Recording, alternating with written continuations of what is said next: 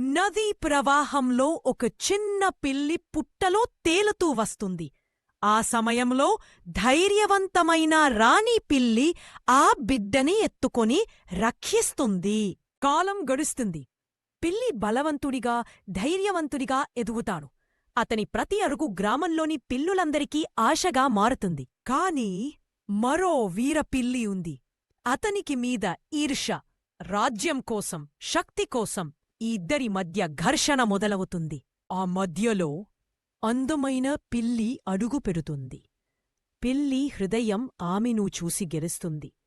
ప్రేమ, ధైర్యం, గౌరవం అన్ని కలిసే బంధం ఆరంభమవుతుంది. చివరగా యుద్ధం మొదలవుతుంది. పిల్లి సైన్యాన్ని నడిపిస్తాడు. పిల్లి కూడా తన శక్తితో పోరాడుతాడు.